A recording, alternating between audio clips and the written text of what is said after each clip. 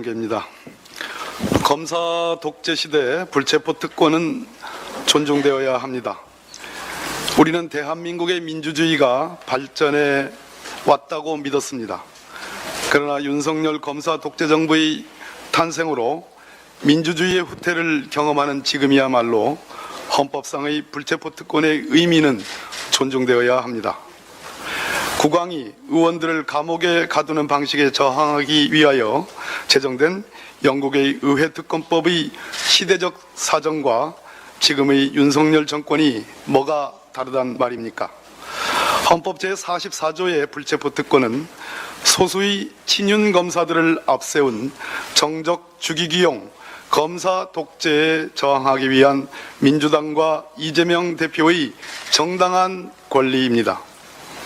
표적 수사, 조작 수사, 먼지털이 수사, 극히 형평성을 잃은 수사를 통해서 우리는 외관상 법으로 포장하고 있으나 범죄와 다를 바 없는 검찰권의 남용을 생생하게 목격하고 있습니다. 세상에 제1야당 대표에 대한 구속영장 청구서가 이렇게 허무맹랑하고 대하소설과 같은 것은 제 경험상 처음입니다. 이런 구속영장 청구서도 있구나라는 장탄식이 나올 수밖에 없습니다. 이 구속영장 청구서는 법적인 요건에 따라 범죄의 소명, 도주 우려 및 증거인멸의 염려라는 요건을 갖추지 못했습니다.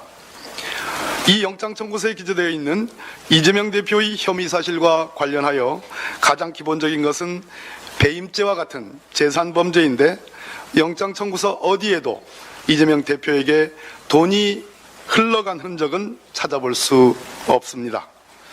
그렇게도 떠들썩하게 언론 플레이를 했던 428억 원은 온데간데 없이 사라져버렸습니다. 일반 기업의 경우에도 경영자의 경영 판단을 업무상 배임으로 처벌하는 경우는 없습니다. 시장으로서 행할 수 있는 고도의 정책 판단을 배임죄로 엮어서 무리하게 영장을 청구했을 뿐입니다. 대법원 판결에서 인정된 5,503억 원의 공익 환수 금액은 무시되었고 시의 예산을 절감케 하는 성남FC의 광고비 수령에 따른 이재명 대표의 개인적 이익은 기재되어 있지 않습니다. 성남FC 혐의만으로는 구속영장을 청구하지 못하고 별개의 청에서 수사한 사건을 병합해서 영장을 청구하는 것만으로 이미 그 수사의 한계가 드러난 바 있습니다. 검찰의 세 차례 소환에 대해서 이재명 대표는 성실하게 응했고 출석 일시를 조정하는 것은 일반 피의자들에게도 흔히 있는 일인데 그것이 도주의 우려로 포장되고 심지어 잠시 잠적할 가능성의 근거로 쓰이는 어처구니 없는 상상력만 난무할 뿐입니다. 우리 헌법 제12조는 모든 국민은 형사상 자기에게 불리한 진술을 강요당하지 아니한다고 규정하여 묵비권을 보장하고 있는데 수사의 대상이 된 피의자는 자신이 원하는 대로 진술하거나 거부할 권리가 형사소송법에 의하여도 보장이 됩니다. 검사의 끝도 없는 신문에 많은 내용이 담긴 진술서로 진술을 가름하는 것도 피의자의 당연한 권리인데 헌법과 법률을 지켜야 할 검사가 그것을 마치 증거인멸의 사유로 드는 것은 과연 이들이 법률가인가 하는 의심을 하지 않을 수 없습니다. 그래서 이 영장 청구서는 증거인멸의 염려를 가리키는 이재명 대표의 구체적인 행태에 관해서는 전혀 언급함이 없이 현직 국회의원이자 제1야당 대표이기 때문에 그 영향력이 커서 회유 가능성, 즉 증거인멸의 가능성이라는 추상적 주장에 머무르고 있습니다.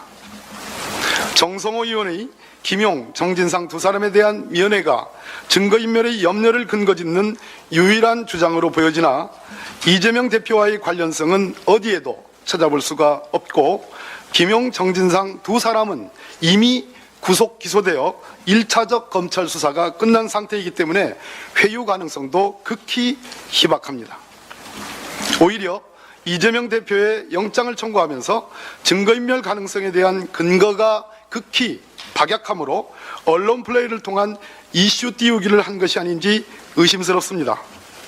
모 일간지에 실명으로 등장한 김도읍 법사위원장의 자료 제출 요구에 대해서 한동훈 법무부 장관과 김도읍 위원장은 소상한 해명을 해야 합니다. 민주당은 며칠 전 국회의사당 계단에서 윤석열 정권 검사 독재 규탄 대회를 가진 바 있습니다. 제1야당 대표에 대한 소환도 역사상 처음인데 하물며 구속영장을 청구하는 사태에 민주당이 그저 팔짱만 낀 채 지켜만 볼 수는 없습니다. 연이어 대통령실을 취재원으로 하는 건건마다 영장 청구를 하겠다는 취지의 기사를 보면서 민주당과 민주당을 사랑하는 국민들의 분노가 끓어오르고 있음을 느낍니다. 우리는 이 영장 청구서의 적법성과 타당성을 단호히 배격하고 체포동의안 역시 부결되어야 할 것임을 천명합니다. 2023년 2월 21일 검사독재 정치탄압대책위원회 상임위원장 박범계.